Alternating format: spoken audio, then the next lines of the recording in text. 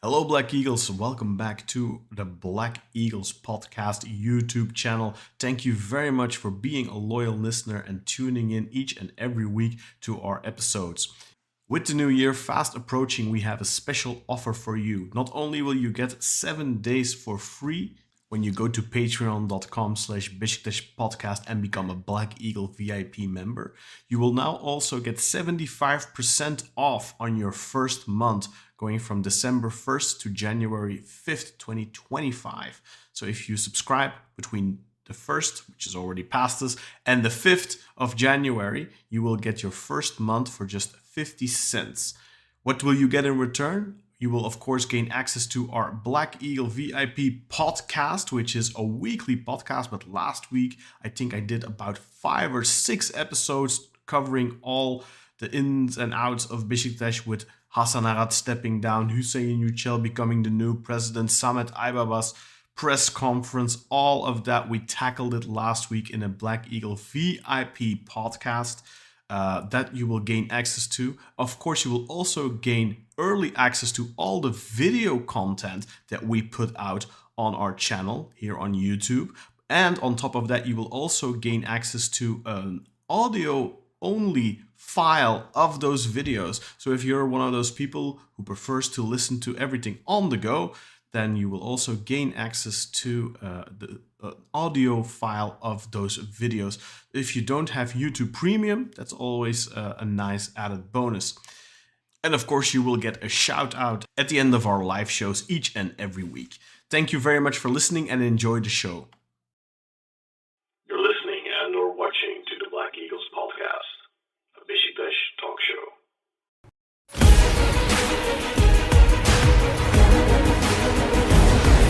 İşaret geldi. Ricardo Quaresma! Ricardo Quaresma! Ricardo Quaresma! İyi nokta.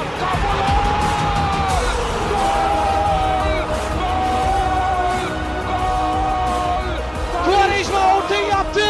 Sekti. Gol! Gol! Gol! Gol! Gol! Gol! Maç boyunca durdu, şimdi attı. Abu Bakar attı. Abu Bakar.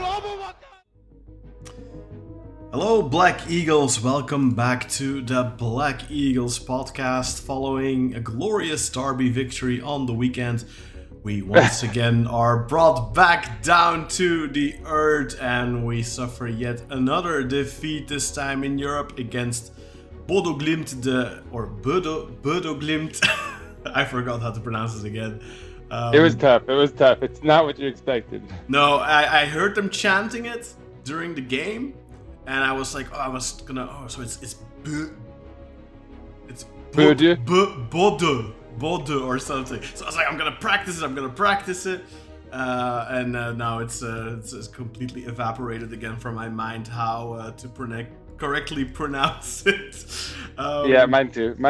Yeah, it's probably because we've chosen to just let that whole thing go. I'm assuming there's a psychological component. My phone just randomly starts playing a YouTube short. It's been doing that lately. I don't know what's up with that. It's like shut down and suddenly it'll like randomly start playing some short. And then I open YouTube and YouTube isn't even active. It's like ghosts are playing weird on my phone.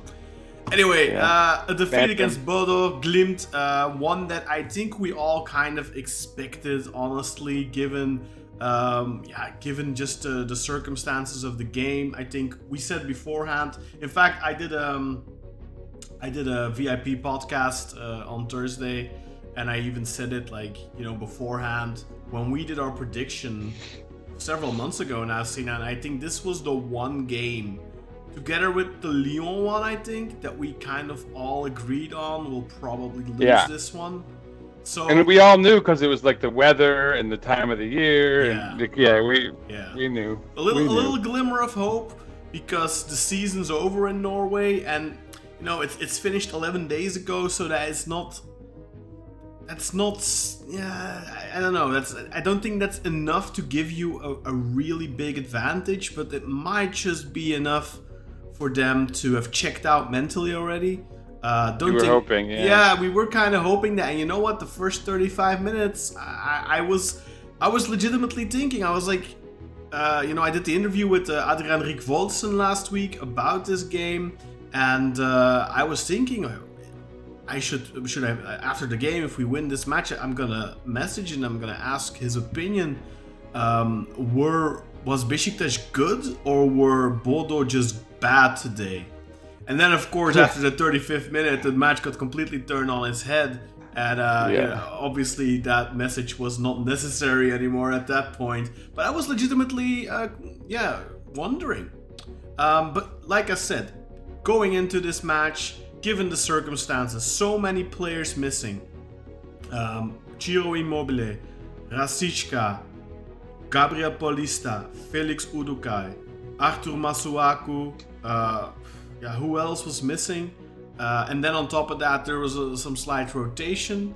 Let's go to that maybe now already. Shall we jump right in? Yeah. Just jump right into it and let's have a look at that lineup.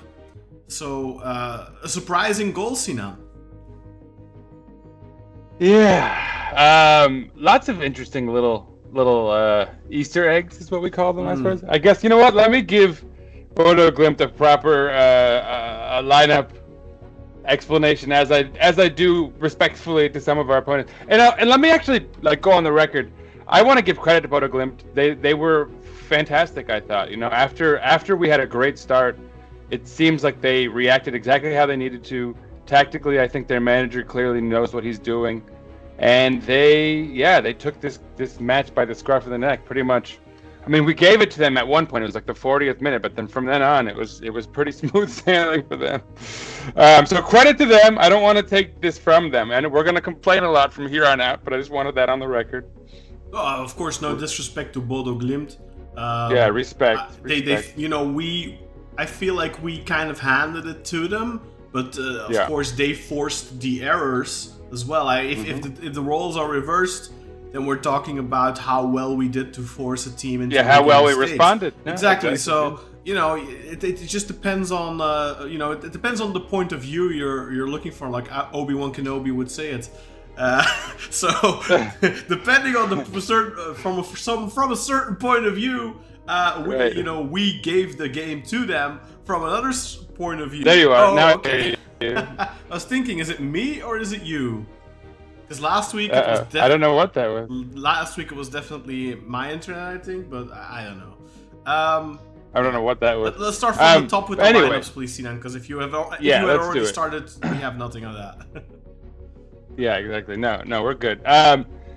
So in goal for them, Nikita Haikin, 29-year-old Russian goalkeeper. In front of him, Norwegian. I mean, this is a Norwegian side after all.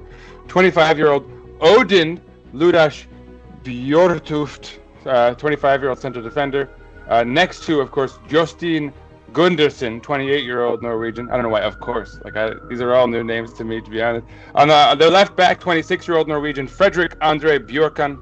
Opposite their right back, 21-year-old Norwegian Fredrik Sjovold.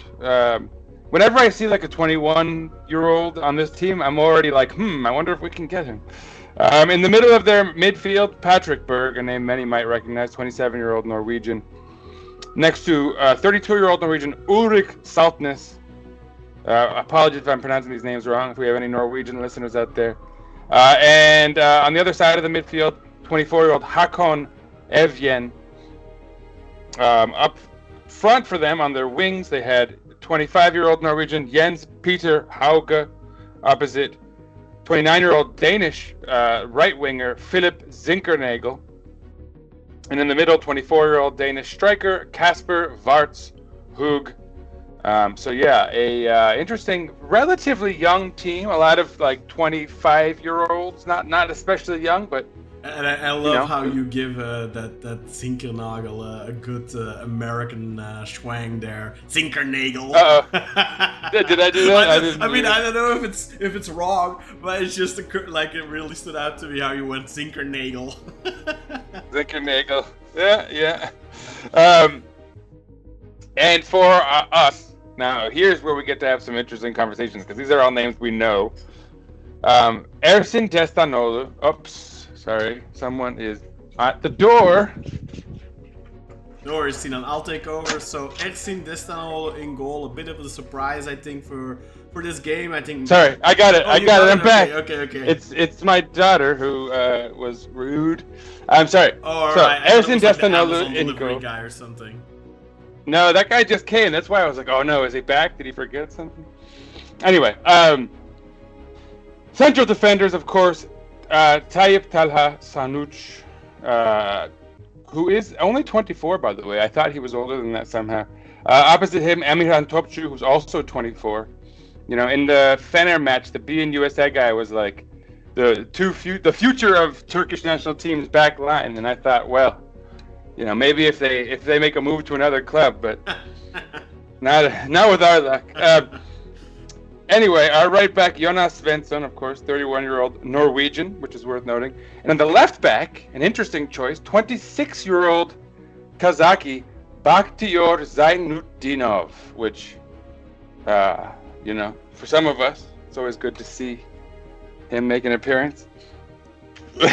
Sort of. I mean, I was happy to see him start, and I was very happy when he created that goal, because he was instrumental in creating that. And then unfortunately, on the second one, he looked could have been sharper, I think. But kudos to the guy who scored as well, to beat him to the ball. Honestly.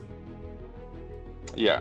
I think. I mean, you know, this is the reaction that our fans tend to have, is they want to blame someone, and you know, I myself have blamed Masuaku many times for goals, but yeah, on that one I feel like a lot of stuff went wrong. Like, I don't know if you noticed, Sinan, but on that corner, the way we were defending it, we had like 4 people or 5 people like in a clutch near the first post. What was that all about? Like when and the back post was like poorly covered. Yeah, the whole thing was a mess. Really weird. And like one thing about Zaynutdinov, so he was passive on stopping that cross, but for the most part he was doing quite well in that regard. And I remember saying, "Oh wow, I forgot what it's like to have a left back who actually isn't passive on these crosses." And then boom, they hit us with the second goal. Yeah. Exactly. But anyway, in our midfield, of course, we had Al Musrati. I'm not going to do his first name; it's a long one. Next to him, Yeah, something like that. Is that it?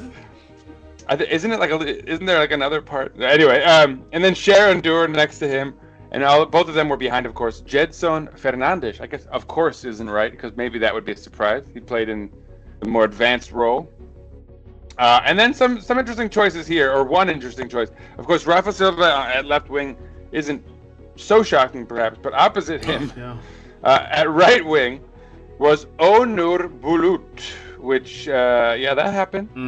And of course, all of them played behind our lone striker, Semi Kilicsoy, who, that's our lineup. You know what? That's how we feel. I feel like I gotta give Onur Bulut a little bit of credit, though, because I think we are both not fans of Mr. Onur Bulut, but first 35 minutes, I thought even he looked good. And honestly, you know what? Throughout the game, he did not annoy me. I think he worked hard. He pressed. He tried hard. He did what you'd expect him to do with his limited ability, and he wasn't shit. I mean, he had a few moments, like positionally, where, you know, I think, and it's to be expected. I think he has a tendency to go play back a little bit. And so he was kind of like not moving into space where we could have probably created some attacks from that flank. But you expect that, obviously. You know, he's not going to be your like star in creation, you'd imagine, no matter what. So yeah, I mean, it was what it was. Yeah. You know what? I'm going to pose a thought to you, Sinan. You know, I think going into this game, I think everyone was kind of low on expectations. I don't think any of us really thought we had a really good chance of winning this game. And I think, you know, if you would have told us going in, we're gonna lose this one 2-1, it's gonna be relatively close. Actually, we're gonna have some chances to tie it up, but we're just gonna come up short. I think everyone would have been like, yeah, you know, okay. But then, you know, I think that first 35 minutes happened, and I think all of us, we got a lot of hope, because we were seeing. I was ready to say this was our best away. Like, after 35 minutes, I was ready to say this is our best European away performance in a long time. In a long, long time. And yeah, especially I think you're absolutely right. I think if you, I mean, all right, I'm never gonna say that like we just like happily accept a loss, but certainly I think if you told me that we were gonna have a good match, that we maybe deserved a draw in, but we lost it by a goal, and we played well enough to sort of earn someone's respect potentially, and certainly not embarrass ourselves. I would have taken that. Again, right? Because we kind of knew what we were getting into as far as the weather and the pitch and all of that. That said, after those first 35 minutes, it somehow stung. Mm-hmm. I remember thinking, is this a new low point? And then I was like, no, of course not. We had just lost to like Maccabi Tel Aviv and we're like watching our president die before our eyes and our coach fired. Yeah. This isn't as bad as it gets. I don't even think this makes the top 5 of low points of the season. No, not even. Honestly. Exactly. Yeah. All in all, I think we're all disappointed. But even in the second half, I didn't think we were great in the second half, but we still created chances. And I said something along the lines in one of my group chats of, if we defended like they did, we wouldn't be losing this game right now. Because I don't know if you remember, Sinan, in the second half, there's a really good attack. Rafa plays it to Simi, and Simi on the turn gets his shot blocked. Like, he does really well to hit that on the turn. That is very difficult to defend. A great block from the defender. Then a couple of minutes later, Rafa gets blocked as well. And then a little bit later, you have the chance for Simi from a somewhat tight angle, although I do think he should have done better. Like, he, the ball just, curls away from the post. But, like, we had chances in that second half. And, of course, they had chances as well. But this didn't feel like a game where we... Yeah, I mean, of course, when we conceded the 1-1, you saw the team was in you went from playing really well for 35 minutes, and you concede, and suddenly all of that good play is kind of out the window, and you see that it left them shell-shocked or something, and then you concede that second goal relatively quickly on a corner. And honestly, I thought, heads are gonna drop completely now. This is gonna be a complete shit show in the second half, maybe Ajax 2.0, but it wasn't. It wasn't great. Not at all, yeah. It wasn't great by any stretch of the imagination, but we stayed in the game until the very, very end, but we just couldn't mount enough to get that draw. But I mean, given the circumstances, given the players missing, given the fact that our squad is lacking to begin with, even without players missing, I don't think it was as bad as people are making it out to be now. Of course, the result of this is the same, that we are now left in an extremely precarious position. I'm gonna show that right now, Sinan. This is the standings, and I'm just showing the bottom.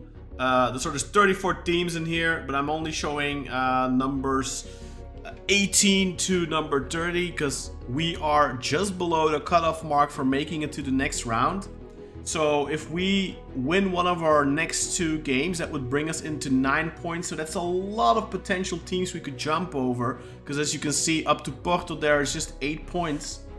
But there's a lot of points to be made for all of these teams. So a lot of these clubs with a win, they get into a good position. So it's going to be really tough. We have the Athletic Club game at home. We saw against Fener. I don't know if you watched that game. I did. Yeah, they're undefeated. Yeah, they're undefeated since September. They're number 4 in La Liga, 6 points behind Barcelona. They haven't lost at all in Europe. The Europa League, they're completely undefeated, if that's what you meant.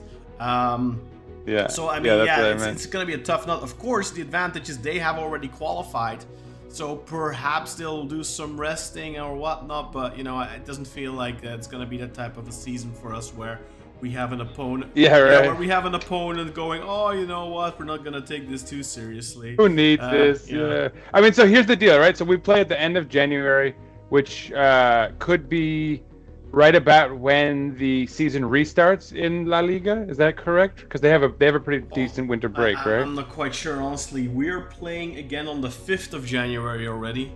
Yeah, we're starting up earlier. Like we've had our winter break reduced over the years. I'll quickly look it up. But yeah, please continue speaking. So I believe that, like, so if that's true, if they're just kind of restarting after the break, maybe they'd, rest a couple of guys for a match like this, hope to give some depth, some legs under them. That's the most you could hope for. But they're playing a Super even Cup. still, I don't know if that's playing a Super Cup game on the 8th of January, and then their next game is on the 19th of January. Yeah, so there you go. Yeah, so yeah. All right, so they're starting up that. So it'll be like after their first game back, a midweek match. They could theoretically try to get their depth, some experience in a match like this. We'll see how it goes. Obviously, they'll look at the standings. No. They'll look at what they need from this, which is nothing. They don't have a particularly difficult schedule though. Before us, they go to Vigo to play Celta de Vigo on the 19th, and then after us on the 26th, so 4 days after they play us, they play Leganes at home. So if they had like Real Madrid or Barcelona or something coming to Bilbao, then maybe you could fathom them resting Nico and Inaki Williams or something, but yeah, at least the Williams brothers, man, like give them a break. They need a rest, man. It's we'll see how it goes. I don't know. I mean, there's a lot of question marks. Like, what are we going to be looking like come January 23rd? Are we going to have a new coach? Are we going to have new players? You'd imagine that's the case. Look. So here's going back to our performance yesterday, which probably merits a little bit of conversation. But just to interrupt you for a second, Sina, let us know, by the way, guys, in the comments. I know there's a bunch of comments already, but let us know what you thought of the game. Was there anyone you were particularly disappointed in? Was there anyone whose performance you liked? What did you think in general? Give us some feedback, and we'll get to your comments in a second when Sinan's done with his thought. Yeah, my little rant. No, it's not a rant. No, it's not. Yeah, I'm not gonna go too crazy here. I know. Just basically, we had a great start to the match where we looked like we have at times. They gave us hope, where you wonder why these bastards. Right? I know, and like you always have these moments where you wonder why can't they play like this all the time? And then kills you. Who said that recently? Was it Ömer? I don't remember who it was, man. Somebody said that recently. It's the hope that kills you, and it really, really is. Yeah. If we would have been Cartel. Yeah, if we would have gone down like a goal like after 10 minutes or 13 minutes or 20 minutes and you're playing kind of mad, it's like, yeah, whatever. It is what it is. Now you've got 35 really, really solid minutes. I really thought so. And I mean, we scored a great goal and we created a few chances, but like one massive chance. Well, created, I have to say, Rafa Silva created it for himself with his speed and his dribbling ability. But of course, that one, they just have to save that. Was it a save on the line from the defender, or did the goalkeeper get to it? I don't even remember. I think he tried to lob the keeper, right?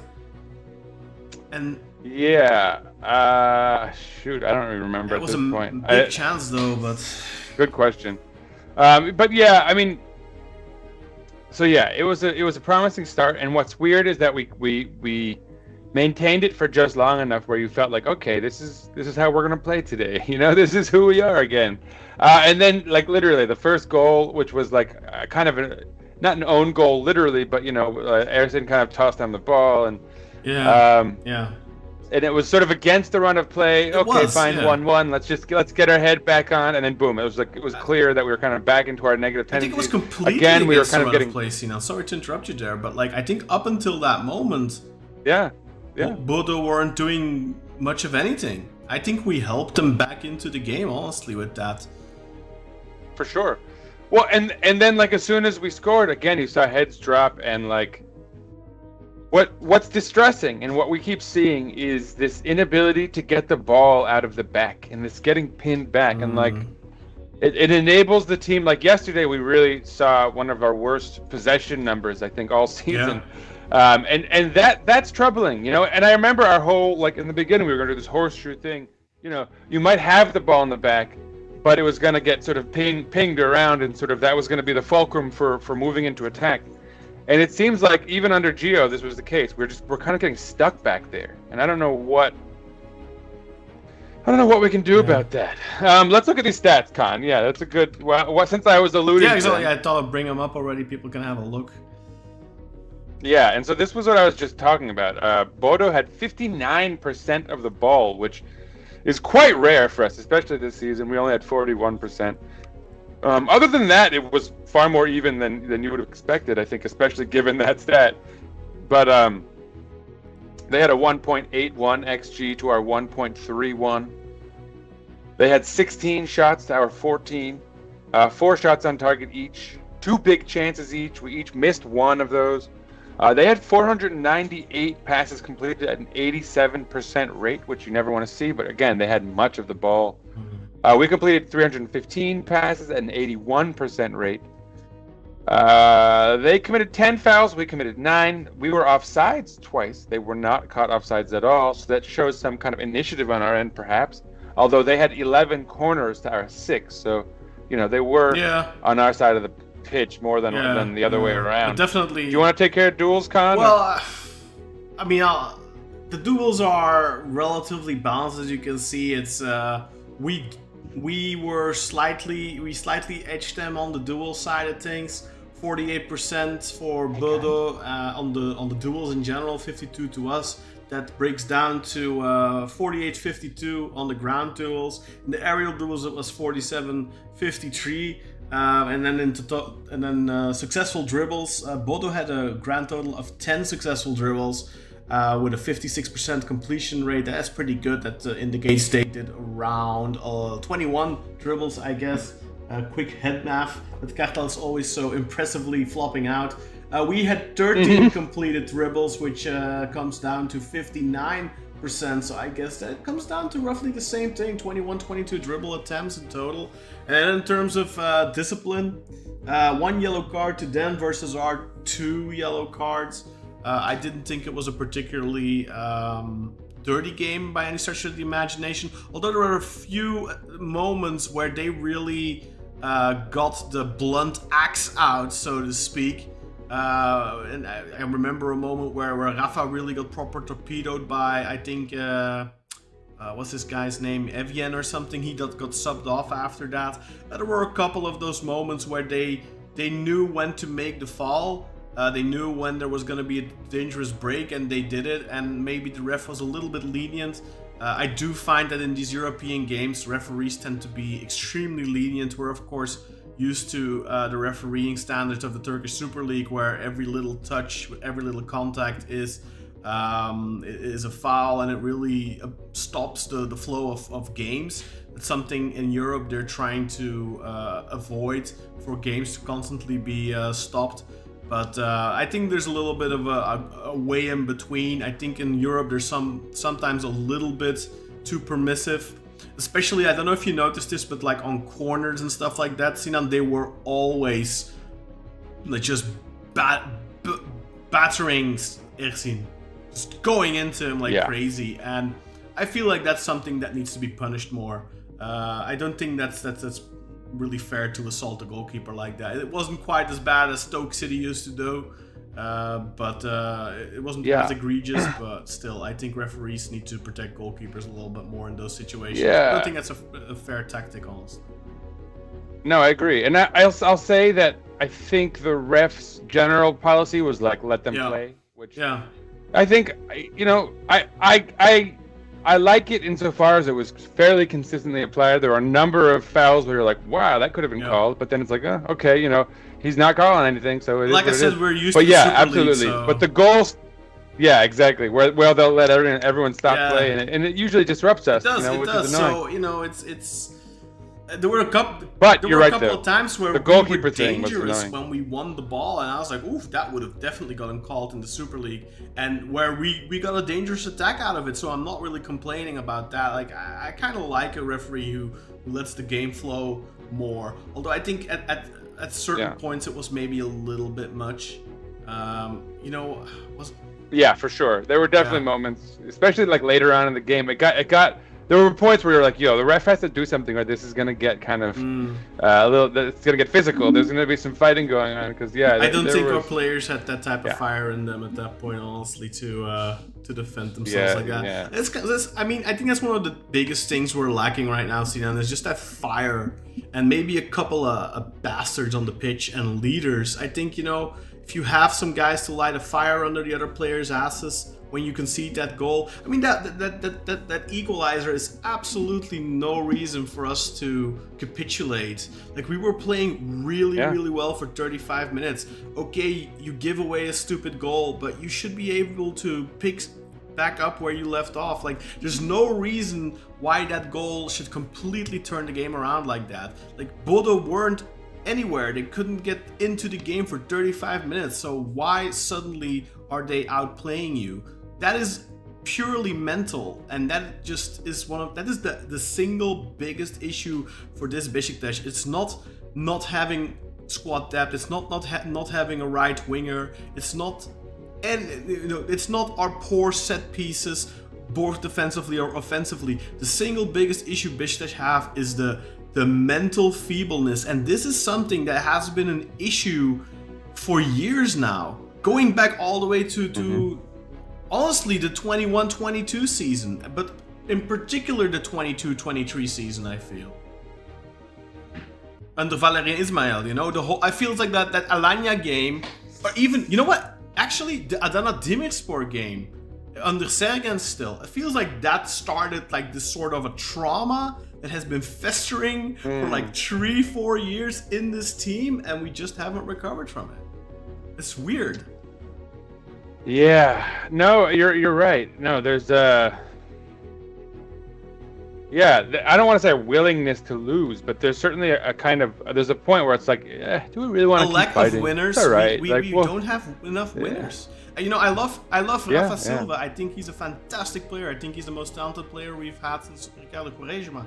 But he's not exactly a leader/winner, I think, if that makes sense. Like, he's not a Mario Gomez. You know what I mean? He's not a Ricardo Quaresma either. Like, Quaresma, if you're losing, I mean, he'd do stupid shit like kick a guy, but at least he was showing fire and not the right reaction. Yeah, sometimes maybe you need something like that. Maybe we lack a bastard like a Joseph de Souza or something. I don't know what it is, but it does feel like there's no one who can. I mean, except for occasionally Gedson. Yeah, but even Gedson, especially in Europe this season. But even then, it's like occasional. But there's no one who's gonna take the game by the scruff of the neck when we need it the most. You know, he'll come in and, like, you know, start out really well and you know, maybe have a goal and an assist early on. But like, there's no one who, like, when the match is on the line, on the ropes, you know. That's when you need 80th minute, 75th minute till the 90th. And Gedson, like, you need that goal. Who's just gonna? I feel like Gedson, he keeps going and he never lays down, but he isn't that leader type. He isn't that guy who will spur on his teammates. Unfortunately, I think he is one of very few players that almost never sinks with the ship, but he also isn't the guy to spur on the rest of the team, and neither is Rafa, and neither is Simi at this point. I think Simi could be that in the future when he gets a little bit older, a little bit more experienced, because he's that type of player who likes to get stuck in, who has fire. But yeah, we just lack that, I think. Should we get to some comments? And I feel like, yeah, I was just about to, but just to wrap that up, I feel like Chiro has that capacity, but it's like him versus the whole squad, right? Like, and then he hasn't how much can you have one guy like pick up and eat 10 other guys playing? Paulista maybe as well. He's a leader. Yeah. But again, he's barely, like, I mean, he's played what, like 45%, 40% of the games this season. Like, I think the biggest reason we signed Paulista was to get a leader in defense. I think Gio even said something along those lines when we signed him. And like, he's just been absent, completely absent. And Udukai, I mean, I think he's kind of a little. I saw a little bit of a leader in him as well, perhaps. But he is fire. He's against like Lyon and Malmo. He was really It's just we need him back. Honestly, like that's. I mean, you can't say he's injury prone. He's just obviously had this one, which kind of came out of nowhere too. I don't even. He went off at the half in that one game, and we haven't seen him since. Anyway, comments. So we have Mario Vargas doing the 3 eagles, 3 little birdies. By the way, Sinan, I don't know if you've noticed, but I got a new light installed. It's a dimmer light, so I have less Glare. less That's glare yeah. over there. That's nice. I don't know if you notice it, but with Christmas coming, I should note that there's a distinct possibility I'm going to get a new laptop, which means I'm going to have a very advanced setup here. Maybe I can move it into my bedroom, and then I can show you all the jerseys I have on my wall. It's gonna be, everything's moving in the right direction, up and up. Anyway, comments. So I said welcome all. Mario says prediction or not, this hurt. Oh, because we had predicted this might happen. Yeah, but that's what I said, right? It's the hope that kills you, because you play so well for 35 minutes and you score, and then you're like, wow, we got a goal. We're at least gonna get a point now, right? And even a point, Sinan, I think a point would have been okay, because then, yeah. I would have taken I would have happily taken a point. At least we wouldn't be behind Maccabi Tel Aviv. Those guys are like a thorn in my side. All right, next up, Mario Vargas. The first goal was awesome, but then, yeah, and that speaks to what we're talking about with the hope. Bakhtiar winning finish. Playing it in, getting it back, really good run, good cross. Yeah, and that's the type of stuff I've been lacking from Masuaku. Like even when he plays a decent game, like his crosses are never like that. Like that was a proper cross, man. Like a proper cross to the far. I don't know if you noticed, but and he had a couple. He had a couple of those that were pretty decent, not just, throughout the match. Also like trying to combine with players around the penalty area, passing it into advanced positions, whereas I feel like Masuaku all the time just passes it back. Like he tries a cross that like a shit cross, or he passes it back. I feel like he never. Well, sometimes he'll like look up and try and beat a man, and then puts in a shit cross. But like, I mean, I think I should have like a Masuaku hater cap or something. I feel like I'm like the president of his It's becoming endemic for you. The president of his anti-fan club at some point. Like I can't take myself seriously anymore when I talk about Masuaku. Like if I was watching our show, I'd be like, oh, there he goes again, another one of his Masuaku bashing rants. That's how I feel about myself. Hey, Cartel's in the group in the chat now. Hey, Cartel. Right there. Merry Christmas, Dul. Mr. Christmas Market. Christmas Market boy. All right, hold on. I don't want to skip this. This is important because Finnish Kebab, who's from Finland, you imagine, said, Sinan, you did okay. You did okay. A good job with the Norwegian names, which I'm a big fan. I see you. I see you. That's what we do here. International, baby. And then, of course, Mario, the American. The gringo is offended, of course. Americans these days. What was that? The Bulent Uslu, right? Get out of here, American. Yeah. Isn't that what he said? Yankee. But Mario said, as they called Friedel Yankee. I wonder where. I guess he's from New England, so I guess it's appropriate. Well, and I think the Yankee go home thing is a reference to kind of U.S. imperialism. I mean, I don't know, man. Like, I get people's criticism of the United States like wholesale, but like you got to see the individual as separate from the the system. Please, folks. If you're gonna look at people in terms of their nationality. Yeah, like I didn't fucking drop bombs on Hiroshima, guys. Like, don't put that shit on me. Don't put that on me. All right. Anyway, continuing. Sarper says basically Mustafa Al Musrati, bro, is my adat. Yeah, that would make it easy. What about basically? He said Mustafa Al Musrati because remember I was struggling Al Muatasem, etc. Then Sapper continues, can you set a poll about presidency candidates? Boy, we haven't even gotten there yet. We're getting there. He says, we're not many here, but I wonder what the fans here think. This might be what we have to talk about, Con. I mean, this match is maybe covered for the most part anyway. Carlito. Mario Vargas. Right now, actually. There you go. Then, there you go. I'll link it in the comments. then you guys can go in. See if we get any rapid fire votes. Yeah. Anyway, continuing on. Mario Vargas says Adali is speaking as if he's a shoo-in. Yeah, he is speaking quite confidently. In fact, but I think even Hussein Yücel is speaking like he's a shoo-in lately, I've heard. Anyway, where were we? Carlito, well, based on the press conference, Adali is definitely my favorite. Shit-talking the previous board, etc. is the tradition we need to lose. We know it was and is mismanagement. We need vision and deep. I mean, he's not shit-talking, like, but he's, like, jabbing, though. So is that any better? I don't know. I thought it was a little condescending where he's like, oh yeah, he can be part of the, like, about Yücel, like, we'll take him on board if he's willing to assimilate. Like shut up and give us his money. Yeah, I'm sure he'll be thrilled to do that. I think he meant we need vision and depth, Carlito. Depth is the noun for deep. While I'm on my ESL corner. Mario Vargas, is the saying shoe in? Yeah, he's a shoe in. You're an English teacher, man. You know it. Yeah, it's perfect. Yeah, he thinks he's a shoe in.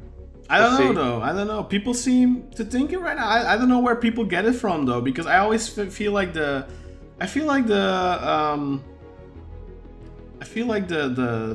votes in the Congress are not really representative of Twitter and stuff like that. Like yeah. We've been getting some incongruent, like the Sergen episode recently, right? Like he was getting a lot of votes, and then not, even our fans don't know what they want. But I mean, to be fair though, I mean, I think Hussein Yücel first. He has the taint, of course, of being part of this board.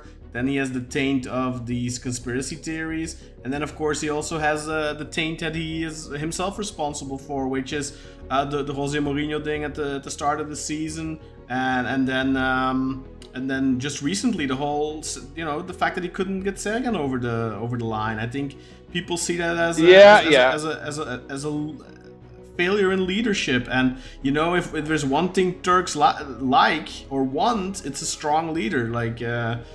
Yeah, so I'm going to go on the record here with a slightly hot take. Might as well do it now because I don't know if it's going to be relevant soon. I feel like we've all gotten into the habit of shitting on this current board because of where we are, and looking at this whole thing as it's just de facto failure. And I really do think that the extent to which Hassan Arat's illness tanked this thing shouldn't be slept on. Yes, he picked some questionable figures who couldn't rise above the troubles with his health and whatever else, and their own sort of backroom bickering, and they basically ruined the club, or at least another year or so of it, if not longer, depending on the rebuild. And that sucks. And certainly his ability to pick people for that backroom staff was not ideal. And yeah, that's a strike against him. But like his plan was solid. We all liked what he had in mind. He followed through on much of it. There's no telling, like if he'd been able to stay healthy, maybe he keeps a lot of those egos in check. Yeah. Maybe he gets rid of some of the people who need to be gotten rid of before this whole thing explodes there. So I'm not willing to say that like Hassan Arat is like the worst. Like people are like, oh, he's worse than like ANC or I think people need to chill with that stuff. Is when you're depending on how severe his situation is, and I mean I'm just gonna call it cancer because that's what we think. I mean he couldn't even give his rebuttal. Like he's clearly in a bad. Yeah, he was supposed to give like an interview or something, and like that didn't happen. Oh, by the way, guys, I am about to drop. A poll. Yeah, get ready to pull it up. Vote. Trying to see if I can vote. But you know what? I'm gonna. I'm so tired of telling people to vote. I'm gonna put the link to it. It's a Twitter poll. I'm gonna put the link in the description. Call it presidential poll, and it should be in the description of the video right now. But I'm also gonna drop it. You might have to refresh, but I'm also just gonna drop it in the chat in a second, because I really want to get your guys' opinions on this. I think we both do. Yeah, for sure. I mean, because I don't even know what I want. I'm curious to know what other people say. I don't. It's a tough one, man. Oh, Tvent decided not to allow it. All right. Anyway, let me get back to these comments. While we're guys, go vote. Vote. We'll remind you occasionally for anyone who checks in late to the podcast. Where were we? Dali speaking. Fair enough. He's talking the talk. Okay. So yeah, Mario says. I mean, yeah. Let fair me enough. remind He's you, talking the though. Hasn't talk the talk. You know? Yeah, so this is about Serdar Adaly, right? He's talking the talk and seems like he can walk the walk. I'm just curious to see how far this will go, which other candidates will come forward. Yeah, I'm curious about that. And so that's what you're referring to. Yeah, talking the talk. I mean, forget Hassan Arak, because I actually feel like he kind of walked the walk until maybe he literally couldn't. But certain, like, ANC talked the talk, right? Like, Yildirim Demirören talked the talk. Freaking Fikret Orman masterfully talked the talk, right? So let's just chill with the talk. Let's see some action. Exactly. Anyway, exactly. Thank you. Carlito said, well, based on the press conference, Adaly is definitely my favorite. Shit talking. Oh, we already did that. Sorry. Here we go. Then Carlito says, we need vision and deep pockets. He's talking about using a real estate project to repay debt, buying young talent between 18 and 25. But what an insightful idea no other club is pursuing. Yeah, but, you know, my thought on that just is I feel like I've been burned on stuff like that, man. Like, how many nice promises... Fikret Orman! Fikret Orman did that, remember, for like a week. What just happened? You just added a browser source. I'm gonna add a browser source. Oh, I see. You're doing the poll. Yeah, poll. I'm trying to do. I see what's happening. You're blocking. No. They're it's not okay. seeing this yet. So you. Oh, I see. I'll keep going with it. Then Atiljan says Hussein Yücel is saying a lot of stuff right now. For example, that he openly said Adaly is ahead in the race. Yeah. Carlito says, don't get me wrong, he does have good intentions and these are logical plans, but we need more. This is not going to turn around Beşiktaş. Whatever you think, but if the super app can be continuous income for the club, it should be pursued, not one-off real estate projects alone. Interesting. Carlito was, I think, pro Adaly, and then now he's maybe waffling on that a little bit. I mean, it's okay. No one has to, it's all right to not be sure. I like that. Yeah, I mean, I'm not. That's not like inconsistency. Sure, he's just working his own logic through it. I guess that's fine. Yeah, because I also don't know what I want between these two. I mean, I will say this: like Hussein Yücel recently promised to repay all of our debts. Did he? Freaking I mean, huge. that's a rumor, though, Sinan. Like. Oh, was it a rumor? Oh, I don't want to. I mean, we won't dabble in rumors. If he comes out and says that, he wins. He wins. So. I mean, it's not all the debt anyway. The rumor was like the bank debt, like the debt. Yeah, but that's the one we're like really held accountable for. It's one that you wanna. You wanna. Yeah, that's the big right? one. But since we're dabbling, I mean, a lot of this has already been rumor that we're dealing with from the chat, so we might as well throw a few more rumors into the fire there. Anyway. Mario says, I'm not too hot on the super app, and I live here in Turkey. Well, yeah, we don't, so we don't even know what you guys are talking about with this app. We can't even get in. Carlito says, it's at least an attempt for a steady cash flow generator. Adaly is talking old money ideas. We sell real estate to make money. Yeah, I mean, I agree with you, Carlito, on that. I mean, that's what Galatasaray did, right? They sold real estate to make money, but I don't think they have anywhere near the real estate value that Galatasaray has or had or whatever. Well, and I appreciate that we're working through Carlito's logic, because he came out pro Adaly. Now he's like, filling out his own thought here, like in public, and it's useful. Even for me, I'm kind of working through it with you. Thanks, Carlito. Yusuf steps in. Yusuf, good old man over there. It says, time to sell Musrati. Yeah, maybe. I mean, if we can.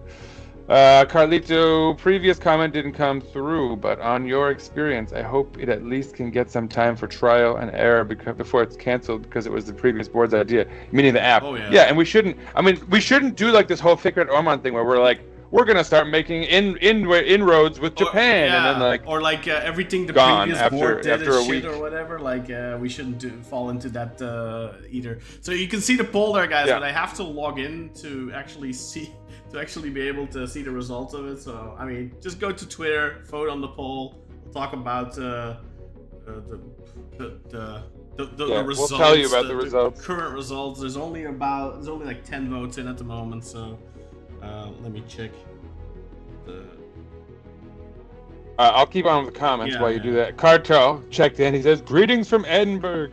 Edinburgh. Oh, so he left Glasgow for this Christmas market. I didn't realize he was traveling. I thought it was like going to downtown Glasgow for it. On our poll so far, 11 votes, by the way, and 64% are voting Adali at the moment. 64. So, I mean, you know what? I'm kind of on the same position. Like, I feel like Yusuf's latest comment there, where he says Adali is like Leonardo DiCaprio, like the Oscars his this time. I'm kind of leaning towards Yücel, man. I have to be honest. I think I am too. Actually, I don't know if he.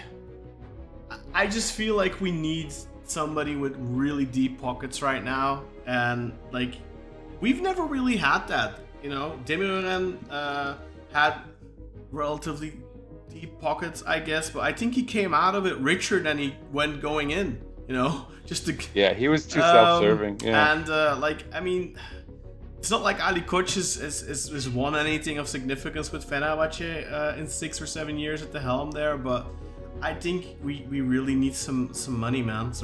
We just need money. I feel like we've been like this hobo begging for table scraps for far too long. I think we need somebody with a lot of money who puts his money where his mouth is. You know, everyone's like, oh, I just want this club to be sold, and I want it. And then when you ask them who you want to get it sold to, and it's like, oh, just some Arab. And it's like these people are living a pipe dream, man. Like, what wealthy Arab is going to buy Beşiktaş with the intent of turning it into a top European club? Like that only happens in your fantasies. Like, yeah. But also just look at like Turkey as a thing to invest in, as a nation, right? Like it's not the most stable market you can invest in, like on a good day. You know, the football world is kind of an extension of that, and it's like a little bit more padded than I think a lot of your investments in Turkey would be because of how important the sport is culturally. But even still, you know, you're like less likely to have support from the government or to be helped when you're in cases of debt and stuff like that if you're foreign owned, because you're gonna have people like, oh, we're not gonna help this like oil, you know, dude with his like investment. So yeah, I mean, we would lose what little support we have by doing that as well. No, there's lots of reasons why I think that's not the right move. And I think here's my thinking on Hüseyin Yücel personally. And look, if you want my honest opinion, the biggest mistake Hasan Arat made, in a sense, was Yücel. But on the other hand, well, and I mean with the Mourinho thing and whatever. I don't want to. But here's the point. Because you get the sense that Hüseyin Yücel is genuinely a Beşiktaş fan. So he made that mistake with Mourinho, and it meant that he had to make up for it, right? And so he brought us Rafa Silva and Chiro, and you know, I think again because of the heat on him, his reaction, he's still a populist at heart, so it just means he's more likely to throw money at the club. You know, and if it's not necessarily the right intentions, right? He's trying to buy our fiefdom. Our fealty, but it is what it is, man. Like, we need someone who loves the club to throw money at it, and we're not gonna, like, as we've sort of, I think, come to an agreement on, like, a foreign investor is very likely not gonna have the club's interests at heart. So yeah, I mean, look, with Hüseyin Yücel, even just the talk of him being willing to pay off debts is a huge conversation that no one you'd imagine would be willing to have beyond him. And he's going to throw money at talent, if he thinks he can get it. We obviously need a bit of a talent injection just to stay in the hunt this year. And look, I don't think there's any value in throwing this season away. We have to keep building towards the ultimate goal, which is having a good team. Even if we can't attract a great manager at this point and we're stuck with Serdar Topraktepe, it doesn't mean we shouldn't try to bring in the talent we can to make as much of a run out of this as we can. I think we have to aim for a second, third place finish. We have to aim to make progress over last year's result. Yeah. If we can be within 10, 15 points, like that's still the right. I remember, as a Knicks fan, like they won like 17 games, out of 82. A couple years back, and then like the next season they snuck into the playoffs, and then they lost to the Hawks, which was like devastating for a lot of people. But because I think people were so surprised by their success, their expectations were ratcheted up, and then the next season they didn't make the playoffs. But like people lost sight of the fact that we were coming from a 17-win season, and I think that's very much the case with the Knicks too. That and I use the Knicks as an example because now they're regularly in the playoffs and a solid team. But that's the process, right? You're going to go through ups and downs, and I think we're still there's still very much an opportunity for this to be a step forwards, certainly from where we were last year. But as far as in a real concrete sense, not just in terms of having more wins or being less points behind first place. But really, in terms of having a roster in place that we can build around, where we have less needs going into next season. We can't be in the same position next season than we are in now. Like we can't waste. Yeah, we have to alleviate the pressure on whoever's in charge next summer. Because if you let by this, doing the right move if you come in now as the president, for example, and you say, oh, you know what, we're gonna focus on getting the club healthy, whatever, and then we're just gonna, the club isn't gonna get healthy if you don't move forward. Like I've said it last week, I think we said it the week before. Standing still is regressing as well. By the way, there's a bunch of quotes because Hussein Yücel is giving an interview right now. If you want to, I'll go over them. Let me finish our conversation, our group chat, and then let's hand it over to Hussein Yücel. This is kind of important. Carlito said that Twente decided not to allow Beşiktaş fans.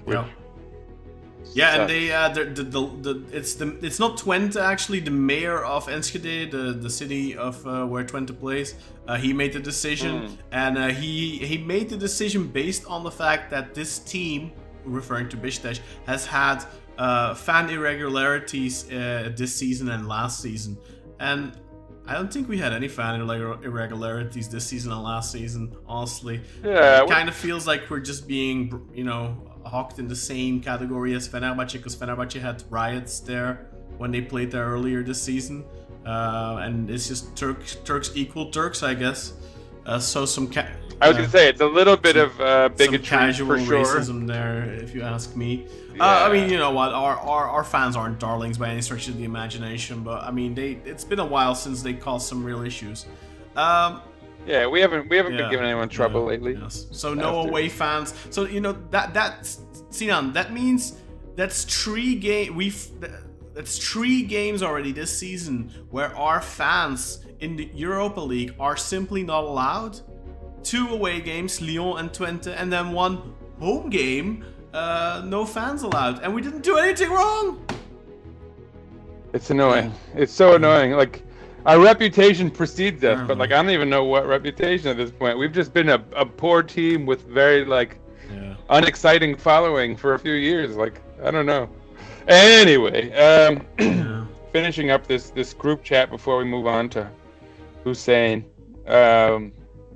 Mario says, dude, I don't know, man. Yücel, Adali, what can they bring? Yusuf says Adali is like DiCaprio with his Oscar. This time he's winning. A deep cut would be Susan Lucci with the Emmys. That was a thing for like 20 years. I have no clue. Correction. Yeah, that's she's like a daytime TV, like a soap opera actress who was supposed to win, but like never, like was always like second place for because the Emmys is like the TV awards. Anyway, she won. I mean, you know think, what? like, Arnold Schwarzenegger randomly. never won an Oscar. Absolute travesty. Well, there's probably a bunch of good actors who. Anyway.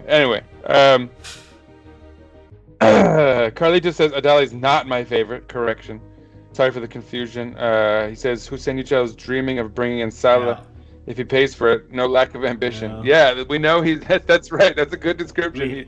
One thing Hussein Yücel does not lack is ambition. I don't think he's doing himself any favors with saying something like that, though. I think. Unless I'm kidding. mean- Go ahead, Kyle. Let's hear what Yeah, Hussein Yücel I mean, I'm says. just gonna Google Translate these quickly, so I'm gonna get I'll some try water to while make you're doing sense it. of them. This is I'm just gonna go off of the Haberkartelle Twitter feed and just gonna start at the bottom. So the first quote here is: "The esteemed chairman's decision to resign was very sudden." Wait, let me switch to my beautiful face. He called on, he messaged us in the WhatsApp group and said, "Forgive me, I have decided to resign for personal reasons. If we had resigned, the management would have been left to the board of auditors. There were payments to be made, problems awaiting Beşiktaş. If we had resigned, he would have gone as far as appointing a trustee." So what he's referring to here is, you probably heard his name in recent weeks, Yaman Türk. He's the head of the advisory board of the club. So if the board would have resigned, I think temporarily until the May elections, the powers would have fallen to them, but they don't really have necessarily that much power. So essentially, that would have meant that the club would have been stagnant for 6 months or something like that. So in order to avoid that, I guess that's why they did what they did. I guess for a while, Yücel was thinking of continuing, but I guess it became apparent that wasn't going to be possible. Next quote: "Mr. President started his duty with the statement, Samet Aybaba will be the sports director and Fayaz Uçar will be the board member responsible for football. However, Brad Friedel started his duty in June. A dual headship was created." All right, well, we know all about that, of course, about that issue. That's a polite way of saying a two-headed snake. There is a chaotic atmosphere in Umranje. No matter how good a start we made, there was a dual-headedness in Umranje. We heard that even among the football players, there are differences between the football players who support Samet and the football players who support Brad. I wonder which of these players supported Samet, but that's just absolutely toxic, of course. Next, It's interesting that Hussein Yücel, I see now, this actually puts him in a different light, because I had always been under the assumption that he and Samet Aybaba were part of the same camp, and this makes it sound like that's not the case. I mean, he seems to have been. But that's also creating a perception. You could also maybe say, oh well, I guess Samet was offered up as the big bad now. The sacrificial lamb. We don't know. Like, I want to see it the way you see it right now, Sinan, but I don't know, man. Like, have to be. No, I'm just surprised, because I thought that was fairly established. That they were that it was somehow like those were the rumors. But I mean, it all depends on who puts out these rumors. I think a lot of media have been getting their news straight from Aybaba's camp, I have the impression. And maybe Aybaba was himself under the impression that Yücel was on his side. Maybe because he's respectful or sympathetic to him, whatever. We don't know. Anyway, the chairman was saying at the board meetings that he would not be a candidate in May. He was saying, "I am not thinking long term. I do not want to be stuck in the seat. You are one of those who deserves this position." Of course, that was said to Hüseyin Yücel by Hasan Arat. Then the next quote: "Kaan Şakul was looking at contracts. I have never witnessed any technical or tactical issues related to football. He resigned. I tore it up. There were some allegations of corruption in Samet Hoxha's statements, and the arrows were pointing at Khan Shakul. If I accept the resignation, you will have accepted those allegations. Okay, so he's saying if I would have accepted Khan Shakul's resignation, that would essentially be validating those allegations from Samet Hoxha. Claim. Khan Shakul. Holy shit, dude! So he's not even. So even Khan Shakul isn't in a separate camp as Hussein Yücel. So like, wow, man. Yeah, I mean, there's some sort of cabal, but then there's got to be someone. Oh man, I have so many questions now. Now I have way more questions than I have theories. And this quote continues: Khan Shakul may have made mistakes, but he does not have things like corruption. I will be his biggest guarantor. Guarantor, yeah. Interesting. Yeah. What? So I don't know what the hell is going on there. That's a little bit throwing Samet under the bus right there. So if they were allies at one point, that's not anymore. That's some proper Emperor Palpatine do it shit and cutting Dooku's head off right there. Ooh, I like that. I like that. Next quote. During the election period, both the Adale and the Arad sides wanted to meet with me. Mr. President said that an embargo was imposed on him 2 days before the election. I could not accept this. I called and said that I wanted to support him. He kissed me and said, "You are my second president." I don't know what the embargo is referring to necessarily. Who was that? Who said that? Arad. During the last elections, both Adali and Arad wanted him in their board, and he says that some sort like. Let me go over that again. During the election period, both the Adale and Arad camps wanted to meet with me. Mr. President, referring to Arad, said that an embargo was imposed on him 2 days before the election. I could not accept this. I called and said that I wanted to support him. He kissed me and said, "You are my second president." All right. Next quote is about Samet, so I'm sure this is going to get interesting. Samet Hoxha's electronic signature is already available. You sent offers to maybe 50 football players during the transfer period. I gave instructions. I said make an offer for Joe Worrell. That's what my friends sent. Yeah, I mean, I even said something along those lines. It's a digital signature. Like, I feel like a really big deal was being made out of that, because that did not seem like that big of a deal to me. Next quote. The number one authority on transfers is the coach. The coach made us look for a left-footed winger for a month. We told him many times that the player pool was narrow. Then João Mario appeared. I told the coach, this is not a winger. You made us look for a winger. We wasted time for a month. The coach said, I have great confidence in this player. Wouldn't you buy Thierry Henry if he was free? So this Thierry Henry quote has been attributed to several people at this point. I don't know. It just feels like, I don't know, man. It kind of just feels like putting that tweet, that quote on people who are gone at the moment, who can't really defend themselves anymore. Yeah, I don't know. It keeps happening. First it was supposedly Khan Shakul who said it. Now it's Gio. Yeah, I don't know, man. I don't know what to believe anymore when it comes to that.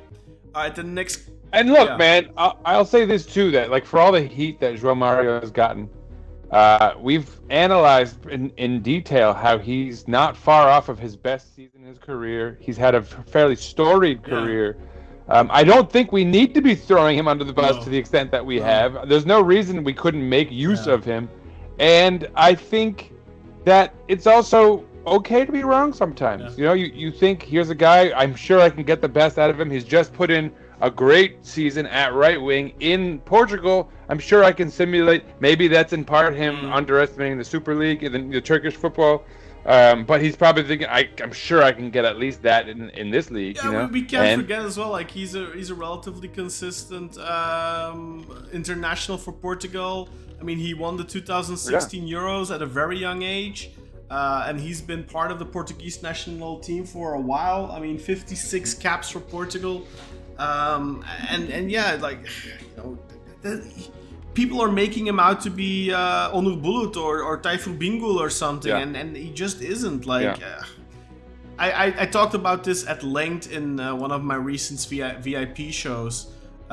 By the way, go check out patreon.com/Beşiktaş podcast if you want access to those VIP shows. There's no better time than today to sign up because you'll get 75% off on your first month. So that means only 50 cents for your first month. On top of that, you get 7 days free to try it out for free. So go and sign up. Try the free version at least. Listen to these podcasts. Actually, our podcast this week is available to everyone. So if you sign up to Patreon, you don't even need to be a paid member. Free members get full access. In addition, guys, if you want to join our WhatsApp community, something we refer to on this chat all the time, just go and become a free member on Patreon and you gain access to that link. All you have to do is sign up, become a free member. You know, you can, when you sign up to Patreon, you can choose whether you want to be a paid subscriber or a free member. If you sign up as a free member, you will never be billed.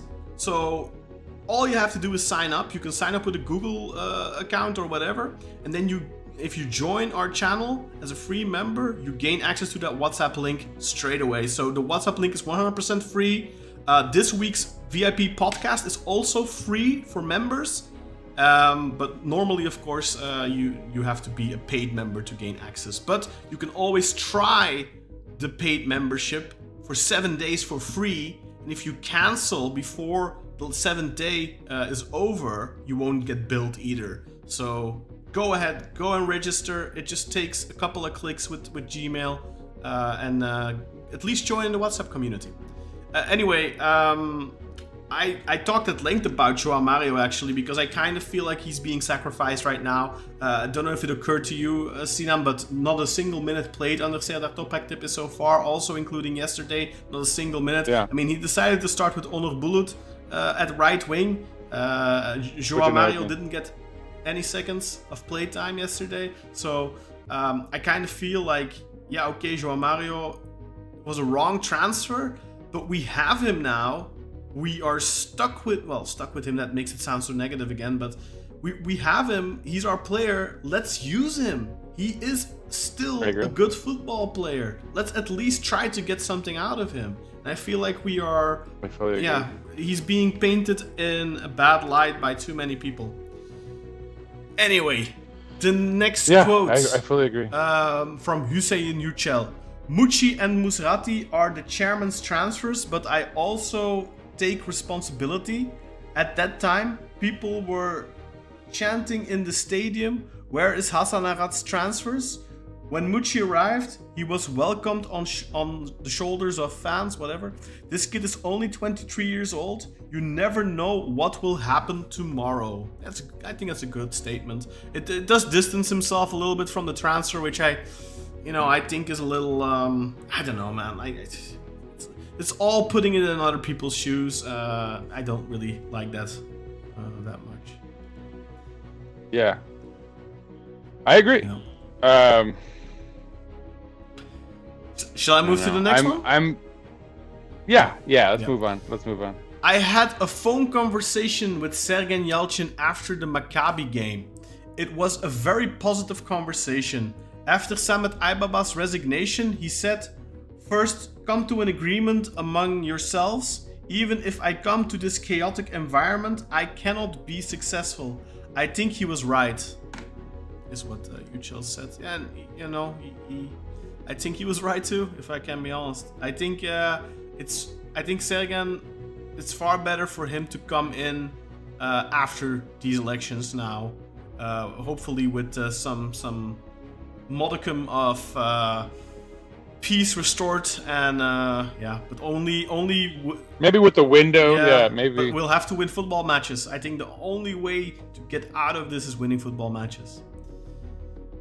Anyway, the next quote, who's from Hüseyin Yücel. The current picture is to continue with Serdar Hoca, but we have a plan B. He is a local coach, different from Sergen Hoca. Well, definitely different from Sergen, that's for sure. I'm guessing this is the Ibrahim Üzülmez.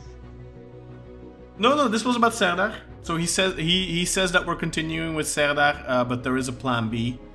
Yeah, I mean it's the plan D. Plan B. Plan B is that not Ibrahim honestly, Üzülmez? I think if whoever wins the election, if Hüseyin Yücel wins the election, I think he will bring Sergen in, because then Sergen has no more excuse. I think. Because then everything will be sorted in terms of the backroom politics and stuff like that. So yeah, and he'll have a window and all that. Mr. Serdar Adale came to the club and said, "Let's unite and be my vice president." I told him, "Let's unite and you be my vice president." He laughed. He made a very nice statement today. Our way of eating yogurt is definitely different. Yeah, I mean, I saw that statement. I thought it was a little bit condescending about, you can be my vice president. I mean, I think, I think it's nice on a way that he like the olive branch, but it kind of feels like it's wrapped in a little bit of, I don't know. I'm not sure about it. I kind of understand Tuchel that he wants to stand on his own feet, because I think, I feel like he was almost abused a little bit in this board as the money man, and I think that it's probably smart of him not wanting to take that role on again. If he's gonna be the money man, he should at least be the president and be making the decisions himself. So I don't think I don't think I would like somebody else spending my money. You know what I mean? Yeah, and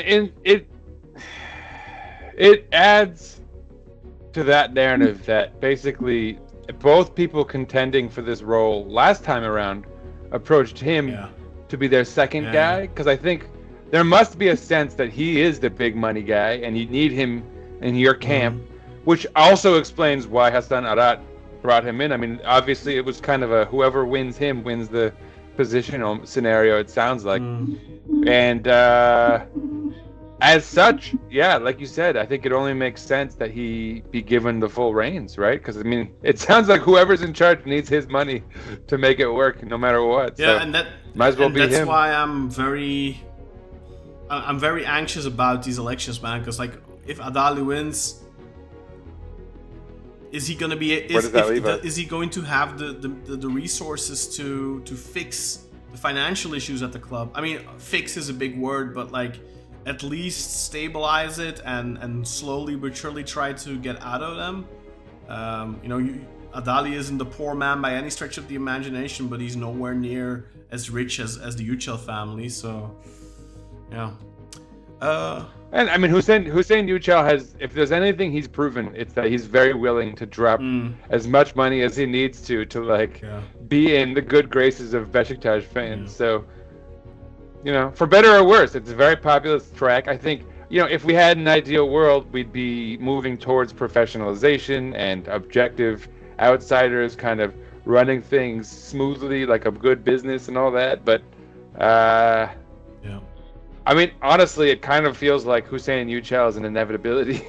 Like, as far as like him being in this role at some stage in his life, and this is it.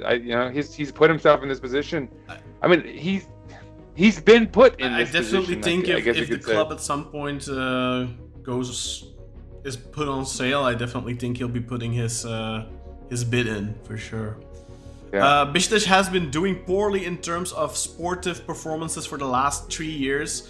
This cannot be called a loss of reputation, however, that's something else entirely. Is this a quote? Yeah, that's a quote. Is this a quote? Hüseyin Yücel, next one. Beşiktaş needs to get a debt-free document from UEFA by January 15th. They need 15 million euros by that date. They also need 50 million euros by May. So less dramatic than it was being made out to seem in the press. And that number, I think, kind of coincides with what Carlito has been saying. I think Carlito was looking into some of the last financial statements. I think there was something along the lines of 57 million debt or something that had to be paid by the end of the year. Something like that. The current board of directors will change by 90%. I want to come with my own team. Dennis Guven, the creator of the Beşiktaş Super App, will be on my list. That's interesting. Then a quote on the Super App. The Beşiktaş Super App came at the strong time, but we were expecting 500,000 downloads. Now it has exceeded 800,000 downloads. Even 25 million euro is not enough. It can also be used for higher income. Yeah, I mean, if those 800,000 downloads translate even 10% to memberships, you have 80,000 members. So if you have 80,000 members times 1,800 lira, that's 144 million lira divided by, what is the lira? 37 That's pretty euros. good. So that would, that's pretty good. No, that's wrong. So it's 144 million divided by 37. So that is 3,900,000 euros if that would be the case. So that's only 10% even, you know. So that would be nice. Next quote. I never said anywhere that Beşiktaş and Başakşehir will merge. Let them find it. Let's merge them tomorrow. If we participate in the EuroLeague, we will merge them to cover the costs. There is no point right now. So this is about the basketball. This is about the basketball team, yeah. So he's saying I never said that we will merge those two teams. I think Arat might have said something along those lines though, but I don't know if Hüseyin Yücel said that. He said, well, I never said it. Find the quote. Show me, you know. Next quote. Beşiktaş has a sports half in Akatlar. We will move that half to another place. Beşiktaş's land in the heart of Etiler in Akatlar is very valuable. We have a project for there. We can temporarily play at the Sinan Erdem arena. The hall can be built, but there is no point in allocating financing at the first stage. So that's about the basketball team, of course. Let's see. We will focus on young players in January. We will make 2 to 3 transfers. We will not go to Talisca.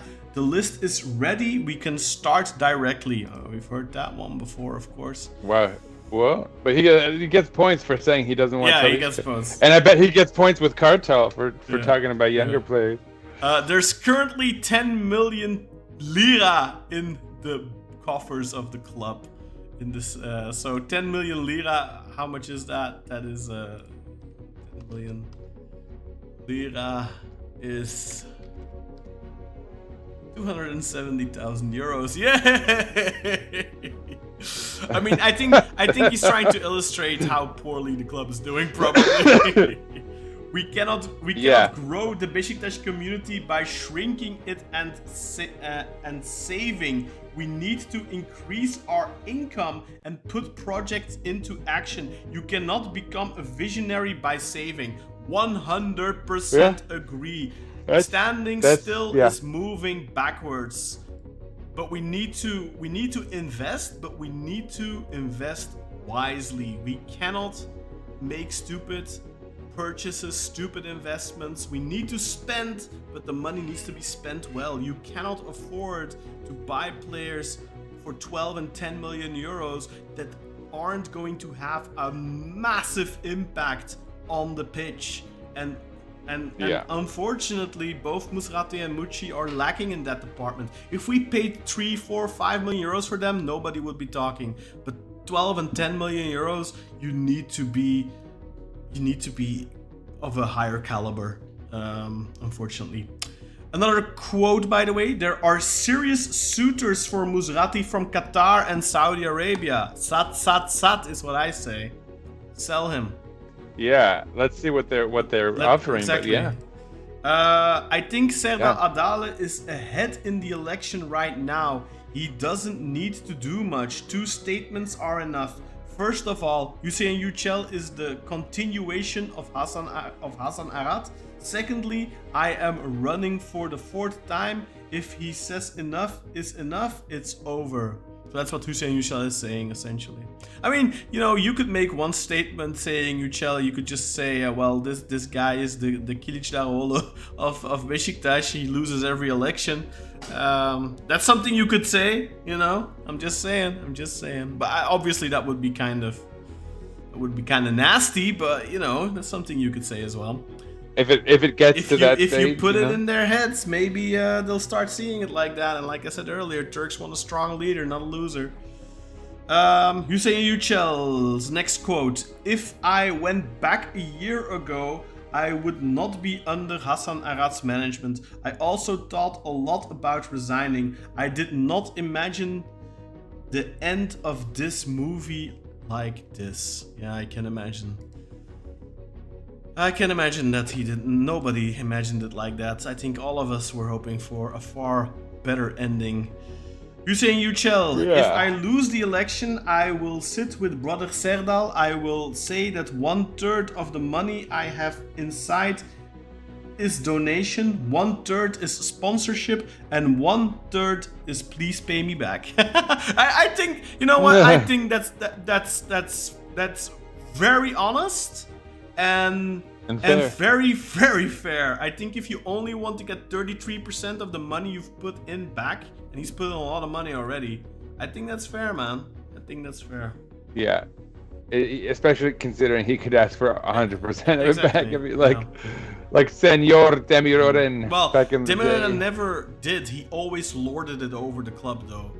He threatened the club. If the club would sue him, because there were grounds for suing him regarding Fulya and all that kind of stuff. Essentially, he said, don't sue me and I won't ask for my money back. But if you sue me, I'm asking for that money back.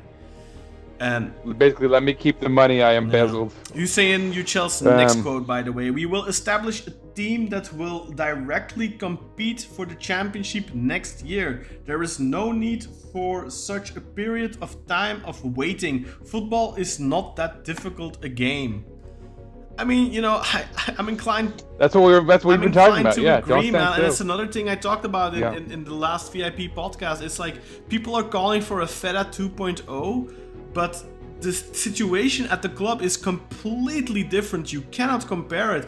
Back in 2012, fans were dangled a carrot of a new stadium and were very eager.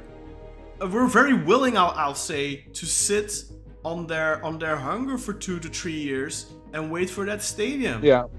And there was a sense that money was coming, right? That it was we're building towards something. Yeah, exactly. But now, what are you building towards? Just 3, 4, 5 years of nothing. That's not gonna fill the stadium. I don't think Fera 2.0 would work. I don't think you can sell it. Next quote. "Kaan Şakul told me that the coach really wanted Can Keleş. I asked him how he knew about Can Keleş. He said they knew they had watched him. Everyone had a negative opinion on the subject. The only positive opinion was the coach's. He is a good player, but I think he is very expensive." I mean, that makes so little sense, though. That makes so little sense. Why would somebody want someone and then never play him? I don't get that. Yeah. Is that real? Exactly. Because you can accept that he might have asked us to keep Onana because you saw him playing initially. Yeah. Supposedly if there was some indication. Supposedly he wanted to keep Onana. Yeah. And then this. And that you could believe because you saw him play a bunch, right? I don't know, man. I don't know. Maybe he saw him when he wasn't. I think he played for Austria Vienna. Maybe he saw him before when he was at Feyenoord or when he was at Rangers or something. I don't know. Feyenoord seems a little bit long ago. Maybe I honestly don't know, man. But to be honest, it's not the first time that it's been said though that Gio actually wanted him. So yeah, it's a weird one. And also, it's a player that was brought in under Brad Friedel. Yücel didn't bring him in, so I don't know why he would be trying to shift the blame.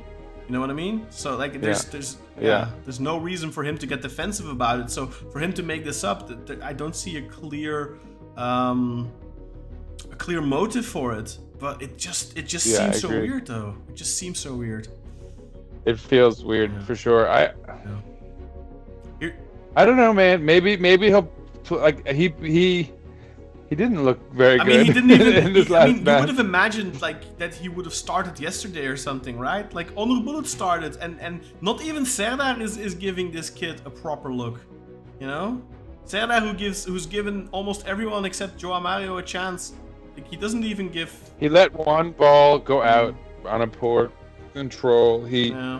His cross was weird. I don't know if you noticed. It was very like high arcing and slow. Like it gave defenders. I don't know. I don't know if you noticed that. Yeah. I did. I don't remember if they were half decent or not. Maybe he just needs playing time. Yeah, I mean, feels like yesterday you should have just started him and see what it brings, but see what he has. Yeah. Here's the quote then that Carlito was referring to. My dream is to bring us. My dream is to bring Mohamed Salah. This is my dream. I mean, Mohamed Salah is, I think, 33 years old at this point. So you're gonna have to bring him really quick then. His contract at Liverpool is expiring, but I mean, he would need money. He would need money. That would cost like that. It's just, I don't know why. I wouldn't even put that out there. I don't get why you would say something like that. Like that just doesn't make any sense. We certainly need a winger. Yeah, we definitely need a winger. I'd gladly take him, but honestly, I'll take him. Fine. Take him, you twisted my arm, Hussein. I mean, I know the Saudi money is kind of dried up a little bit, except for the top 3-4 teams. But you'd imagine that they'd make a very aggressive move for him. I mean, they were super aggressive going after him last subscribe year, to the channel. January, I think. And then Liverpool refused to let him go because they were offering big money. But now now Liverpool don't want to extend his contract, which is just mind-boggling given the fact how good he's been this season. All right, next quote. We just got a subscriber. Did you see Oh, that? nice! Welcome. Who joined the party? I didn't see. Comment, sir, or ma'am. Let yourself be known. Exactly. Anyway. Next quote from Hussein Michel. We need to support the federation. Arda Kardashler is still not given a match. This shows that the federation is governed fairly. So that's the referee, of course, that reffed the game against Galatasaray. So I guess he's saying we should support the federation, the TFF, because they ousted this jackass. To be fair, last season we all know what would have happened. He would have gotten the game the very next game, or he would have probably been assigned a Beşiktaş match already, just to spite us. So I mean, it's an improvement compared to that, right? I'm just checking if there's any more recent quotes. No, that's the last one I can find. By the way, just now that I'm on their site here, so Haber Kartale have also done the exact same poll we did, and they have 30,944 votes in. Sinan, do you have any idea what the result of that poll is? There's still 4 days left on that poll. I'm guessing mostly Serdar Adalı. 74.2% Serdar Adalı, 25.8% Hussein Yücel. I have to be honest. Prisoners of the moment. Prisoners of the moment. I'm a little surprised by that. I have sympathy for Adalı as well because this is the 4th time he'll be running, and you gotta give him credit for that. Like what he has run. Each time he has run has been under very difficult circumstances for the club. He isn't somebody that just a second. I'm gonna yell at the kids for a second. I'll mute my mic, but okay. Sorry about that, but You have a play date? Well, The kids. Aiden's cousin's staying over, but they're playing There Roblox you or go. something, and it's like. Yeah, I know how that goes. I don't know if you guys are hearing it, so that's why I didn't hear much Okay, actually. okay. I didn't. I don't know if you heard earlier. I had to. My wife No. and daughter were standing like right in the No, doorway I didn't chattering. hear. So I was like, So hey, I guys, apologize cut it if out. you guys didn't hear, and I'm just making a fuss out of something that's nothing. But I hear them, so I figure you guys would as well. We might have heard a little chitter chatter. Let us know, by the way, guys, what you think of these quotes from Uchel. And let us. How's our poll Yeah, doing? I'm Kat? gonna check. But also, I would very much like to hear people's reasonings in the live chat why they voted the way they did. Our poll right now has 31 votes, and it's currently skewed 61% Adale, 39% Uchel. So our votes at the moment are a little bit more forgiving for Hussein Uchel. I don't know, man. I definitely have sympathy for Adale because of the fact that he has stood up each time now. Like he's run against Orman, he's run against Ahmed Nurchebi, he's run against Hassan Arat. I think he's run against Orman. I could be mistaken. Maybe he ran twice against Chebi. Actually, I'm not. I mean, Chebi run twice. it's- I don't know. But he's.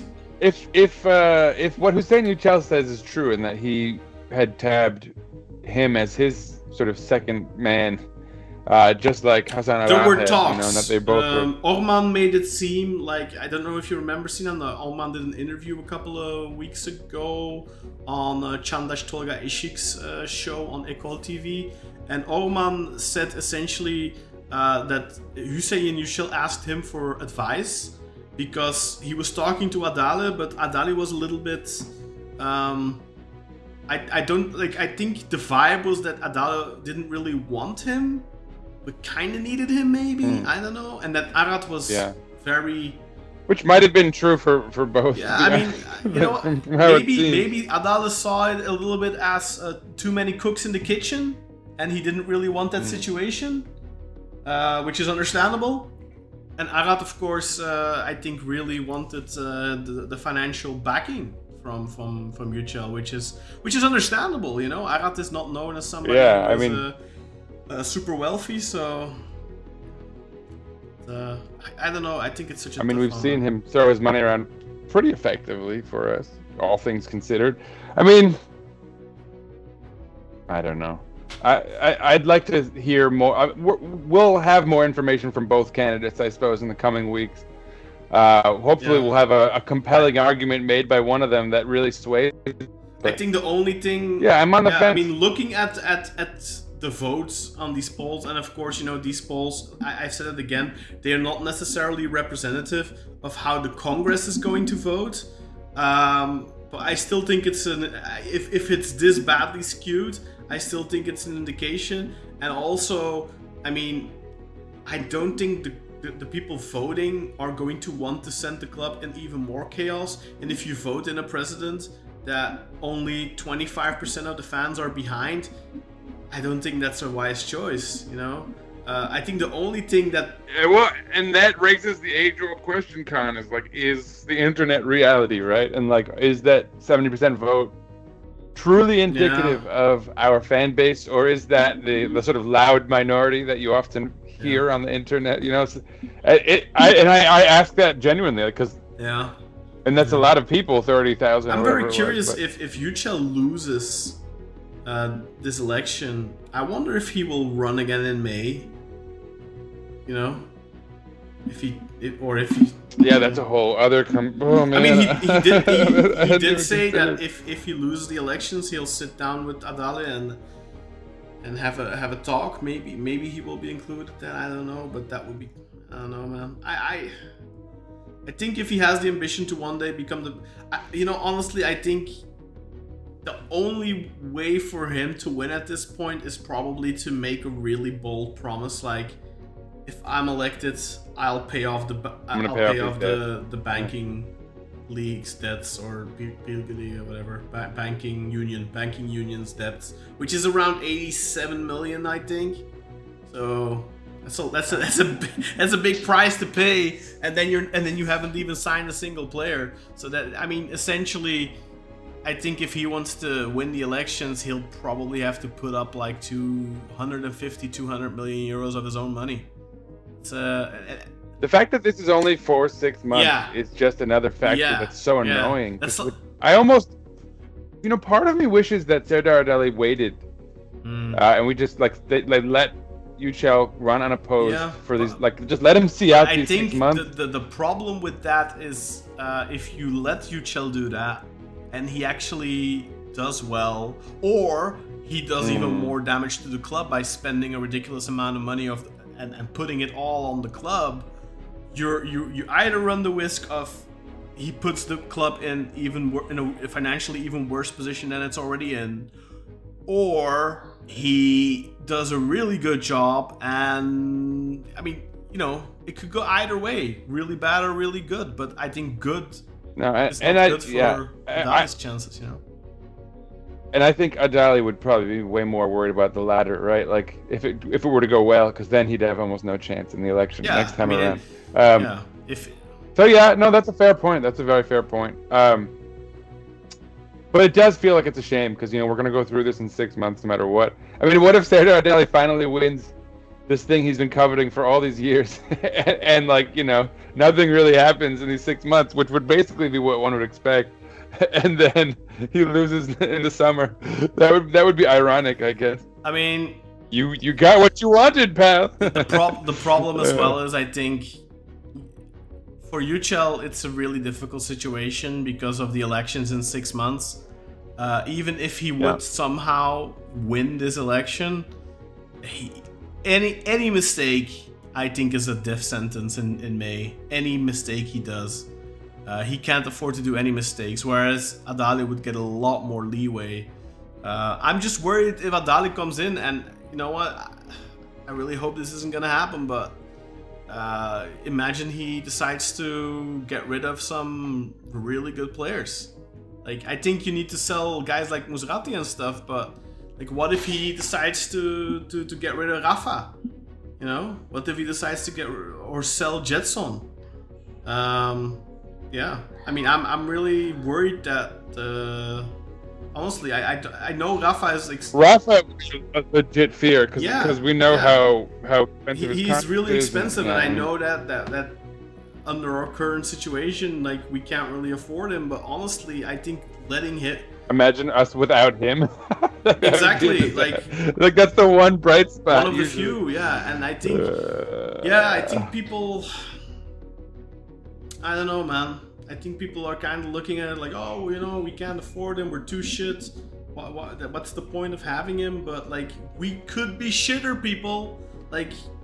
You have no idea what you're asking for. In fact, you should have an idea, because that's basically taking us right back to where we were last season. That's the same squad without Rafa. This season isn't much better right now, but it can definitely get worse. I mean, we didn't win a single derby last season. We lost them all. At least we got one win now so far. We got 2 derby wins, actually. We beat Gala in the Super Cup as well, let's not forget. So, I mean, I don't know, man. I'm worried that it will kind of lead to a situation like with Quaresma in 2012, where Quaresma is kind of seen as the staple boy of the previous board, and he has to go. I really hope it doesn't. Don't throw the baby out with the bathwater, you asshole. Come on, I think if whoever becomes the president, together. I think they need to make a priority out of keeping the few. There's a couple of players in this team that we need to keep moving forward. I think Gedson, given the 50% thing in his contract, what's the point in selling him? You need to get 40 million for him for it to be worth your while. You're not gonna replace Gedson for 10. Let's say you get 20. I mean, replacing Gedson for 10 million is gonna be tough, I think. And he's not on a big contract either. He's only making around I think he got an improved contract now. He was on 1.3 million before. I think he's on 1.7 now. That's he's playing cheap, man. I think whoever becomes president, if there's legitimately offers from Saudi and from Qatar for Musrati, and you can recover a decent percentage of our money, 70-80%, yeah, okay, go ahead and you can do something with that money and get somebody. Look at this guy Patrick Berg from Bodø Glimt. I think he'd be a better player for us than Musrati is, honestly.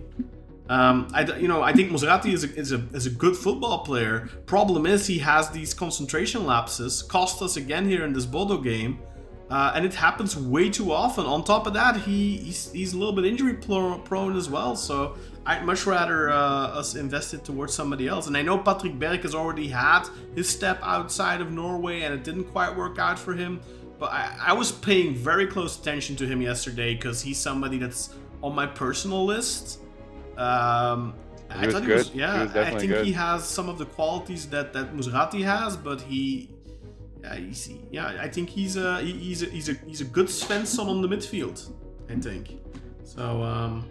That's a guy I would be. They had a really good young fullback too, so maybe we could raid Bodø Glimt. That'd be sort of a funny outcome. I mean, they got 15 million for Grunbeck, so I don't think we'll be raiding that much. I think they have a good valuation of their players. I see there isn't much comments coming in anymore, Sina. I don't know if there's anything.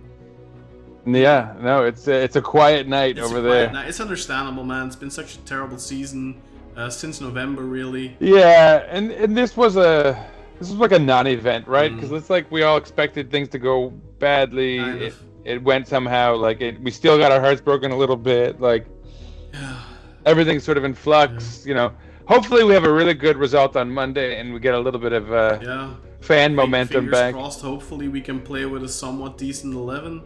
I don't even care. Like whoever plays, I want them to like rack it up. I want confidence back. You know, I want them to get some of their will to fight. Of course, we play at Anna Demirspor, probably the best team in the league where you can actually tank some confidence again, and we're playing them at a moment where half without any of our players.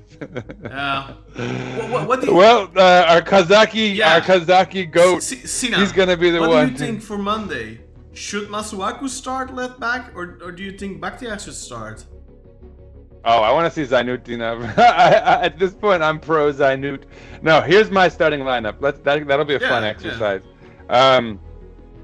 Cheeto might be back, right? He's back into training. It looks like maybe his injury won't be. I'd love him to tank some confidence in a match like this. I'd love him to score a hattie. Or Rafa maybe to shut up some of the haters, man, because people have started hating a little bit. Because he missed it. I want to see Rafa. I want to see Rafa, Cheeto, and someone on the wing. Like ideally it would be João Mario, and he'd shut a lot of people up. But like even if it was Rashica or just someone to get some of their confidence back, and then I want to see a late sub, and I want to see Mustafa Hekimolu finally break that duck and score a goal late in the match when we're already up 3-0. It's a safe sub, you know. These are dreams. We're concocting dreams. Oh, you know, Semi could score that third goal. Maybe Semi could use a couple of goals, man. If Chiro doesn't play, maybe a brace. Semi hat-trick would be great as well, or a brace or whatever. Yeah, if Chiro doesn't play, I'll take two from Semi. That's my trade. Let's win, because I think we are capable of not beating this team. I genuinely think we're capable of it. Let's hope that is not the case. We really, really need a win, and preferably a convincing one on Monday. Were you done with your lineup, Sina? Sorry, I interrupted you. I think you were, right? Yeah, we're done. Yeah. I mean, we're done with everything. I think. Put Zaynutdinov in, and if. Oh, I didn't do my lineup. No, you're right. I didn't do my lineup. Okay. Sorry. Yeah. I would start Ersin again. Yeah. Why not? I would play again Tayyip Talha on the back line with Emirhan, unless one of those other guys. Like I don't know what the deal with Felix is. If he's healthy, why not? Yeah. Definitely, Svensson and Bahtiyar. Yeah, exactly. Svensson and Bahtiyar on my wing, my fullbacks. I've got two guys with Adana Demirspor history, by the way, there with Tayyip and Svensson. Mm-hmm. Yeah, that's a little fun. Boy, who do I have in our midfield? Do I go with Musrati and I think you have to, man. Gedson with. I think you. Yeah, I think I'm doing Musrati, Gedson, and Rafa in the midfield, and I'm doing again if Cheeto's up top, Semi on the left wing, João Mario on the right. Ox? Ooh, Ox. I mean, I guess you'd play him in the midfield and then move Rafa out on the wing Would you again. start him or would you bring him on later, maybe? No, I'm keeping him on the bench. I am bringing him in, but yeah, no, I'm gonna put Rafa as the 10 or as the attacking focused midfielder, and then I'm putting Semi on the left side, João Mario on the right, and Chiro up top. If Chiro's not available, if he's not available, I'm playing Semi up top, João Mario still on the right, and Rashica on the left. Okay, I got a hot take here for you. Start Can Kelesh. Let him see. Let him cook. Let him maybe get some confidence. Maybe we can get something out of that kid. I don't hate it. I think Musrati has to start, man. I think Musrati, if he's fit, needs to start these remaining 2 games. Yeah. It puts you in the best possible position in January if you want to sell him. Because a player who isn't playing. Like you don't want to make it known to the world that you want to sell this guy. Like they need to be, you know, otherwise they'll lowball you. Imagine they offer you 4 or 5 million for the guy. Like you want to get as much as possible back out of him, and I don't think it's the end of the world if we don't sell him. By the way, because like I've been harsh on Musrati myself, but it's like there is a clear quality football player in there, but I just feel that for the money we paid for him, I would want to see a guy who dominates that midfield every game and who really pulls the game towards us and takes the game by the scruff of the neck. You're right, but here's my biggest fear / theory, you know, and I genuinely believe this. I feel like if we were to get a talented winger and a good fullback, all of those guys who are maybe kind of question marks, like I feel like a lot of once you start to have a real 11, and you can kind of have guys play in their roles, and you're not expecting more than just that, we'll see better performances and player values go up. So like part of me feels like selling as little as possible or as much as we need to, just as much as we need to. So like Mucci, for example. I think if you could get most of your money back for those 2 guys, though, that gives you a lot of breathing space, and I don't think you lose that much because you can then take that money. Yeah, I mean, obviously, no, and that's why, like with Al Musrati, because he's not so young either. If you can get good money for him, I don't see. I mean, you would have hoped if we were going to sell him that it was going to be because he'd played so well, that he was kind of getting that one last chance in the Premier League. Let's be honest, though, Sinan. I think if he would have been worth the money we paid, if he would have been playing really well, first and foremost, we'd probably be in a much better position right now than we are. And secondly, I don't think we would be wanting. Like, I think we as fans would be like, "No, you can't sell him. He's too important." You know. And especially because of that age, you'd be like, we should just keep him. That's kind of that's how I feel about Gedson. By the way, I'm like, because of that 50%, I don't think you're ever going to get the money out of him that he is really worth. I think my new plan with Gedson is we're gonna win a title with him, 1 year, next year maybe, and he falls in love so much with the club that he re-signs with us. We sign him a new contract, you know what I mean? And then we can sell him like a year later or something, but for full value. I don't know. But yeah, I want him to fall in love with the club so much that he re-signs with us, and that's my hope. Could be the new Atiba. Exactly. Beşiktaş for life, right? Why not, man? He's shown me enough. He's shown me more than enough. All right, I think we can. We wrap it up, I guess. Let's do so. So we've got Beşiktaş Monday, December 16th, against Adana Demirspor. We're on the road, but they're the worst team in the league by a healthy margin. So stay tuned for that. It's 11 a.m. here in New York City, which means it should be like 5 p.m. for UConn. Oh, And then maybe 6 p.m. in Turkey. It should be 5. I mean, that's really early on a Monday. Jesus. It's a weird, it's weirdly early for a Monday. There's gonna be no one in the stands. What's that? Who cares? Is it 7 local, or what? If that, maybe even 6, right? Because I think that's an hour behind. The game is at 5. Yeah, you're right. Oh dear. I mean, I don't mind. That's kind of not a great time with dinner and stuff. But... Well, so this, I know. I was going to say, and it adds a weird wrinkle. Do we do our podcast after the game on Monday, or do we do it on Tuesday? I think we'll do it after, but it's always such a scramble for me to get the graphics ready and stuff. It's a little stressful, but yeah. Although I don't mind waiting till Tuesday if that's more convenient for you. We'll see. Probably Monday, I think, but we'll see. Let's hope. Maybe results wouldn't dependent. be a bad thing. I was thinking coming off a good win. Hopefully, fingers crossed. Yeah. You know. I was honestly thinking, like, there was a time in the Black Eagles podcast history where there was like not quite enough of a demand for us to speak on these things. Well, we could have been like, yeah, let's just wait. We'll talk about Bodø Glimt after the Dynamo match. We'll just bunch those two together. Yeah. But we can't get away with that these days. No, I mean, it's like I said. I've said it many times before. It's kind of like therapy, right? Yeah, no, we need this. It's been, we got to talk about the president, the election, because that is coming up, and. Definitely. Yeah, definitely for more content, by the way, from the Black Eagles podcast. I already said it earlier, but go to patreon.com/Beşiktaş and like I said, if you want to join our coveted, our infamous, or famous group chat on WhatsApp, guys, go to patreon.com/Beşiktaş sign up as a free member.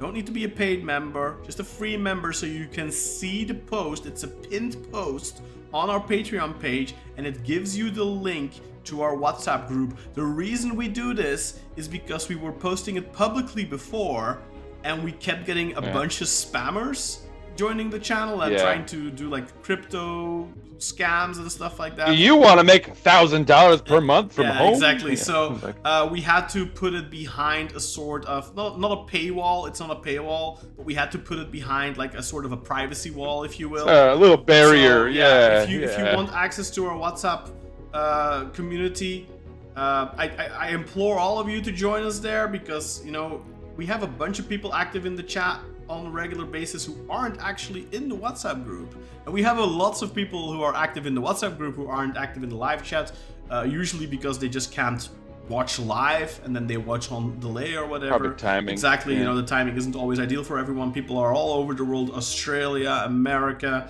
Europe, Turkey. I mean, we have people watching from Nigeria.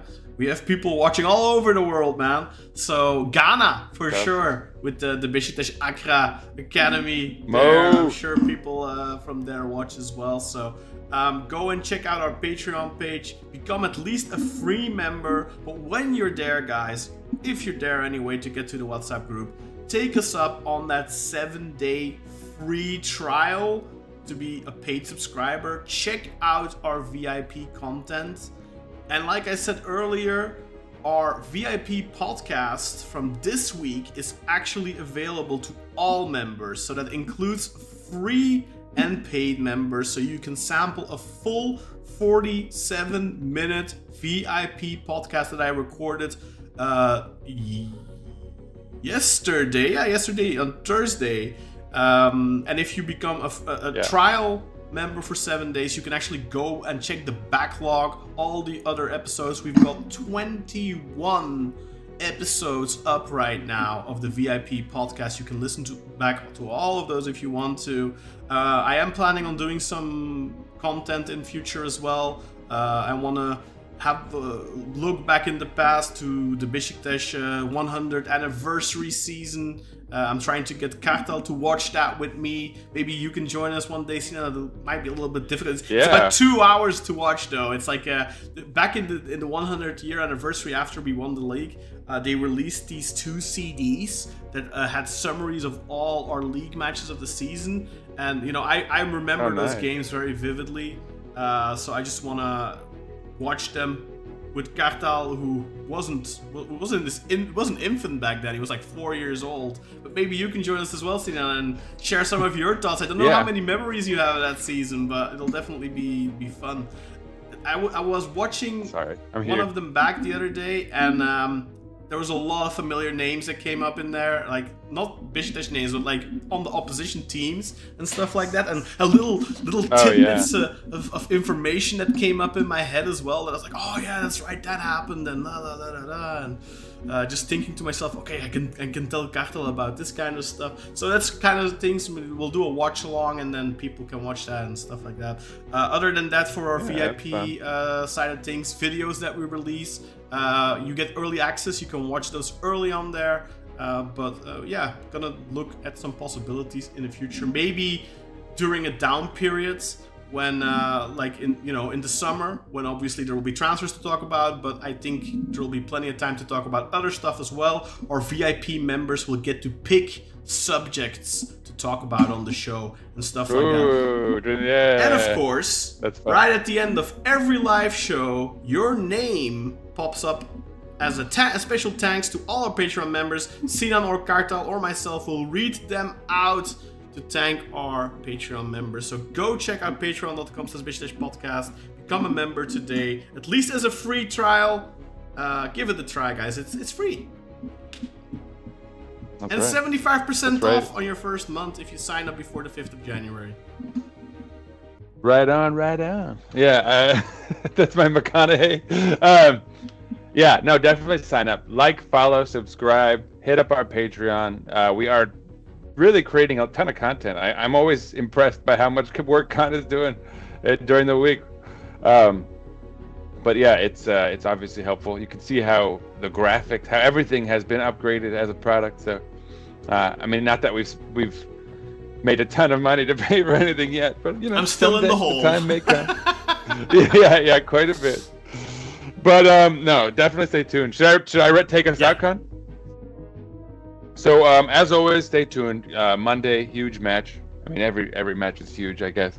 But yeah, I just realized I have this huge gap. I have like a Pep Guardiola. Like that's what Beşiktaş is doing to me. Oh, Sinan, by the way, I didn't even realize it till I saw that. Fenerbahce announced they will not be participating in the Turkish Cup this season. Officially. Wow. So that's one competitor, one rival down, right? So, and Galatasaray will definitely be looking to focus on the league, I think. So we might have a chance to... That is so stupid by Fener, by the way. They're so petty. It's juvenile. It's so funny. It's so good because it's just another year they're not gonna win a freaking cup like that. It just gives us more ammo. That's what it's looking like right now. That's funny. But so yeah, stay tuned for more. We will obviously be back. Lots of football to go, and look, we have a transfer window ahead, and probably maybe a new coach search and an election. There's lots to look forward to. Hopefully, I'll keep the rest of my face intact by the end of the year. But anyway, definitely, it's important for me to note because it's a fact of life. But let's go, Beşiktaş! Peace out, everybody! Massive shouts to Özkan Serzavat, Attilcan Malak, Paul O'Connor, Nathan Davis, my fellow gringo, Dara, the Irishman Hensi, 1 and a 2 and a 3, well, I think it's Mario, Keith Gregory, and of course, the one, the only, the Dutch Eagle. AKA Carlito. Carlito. That's right. Peace out, everybody. Let's go. Have a great weekend.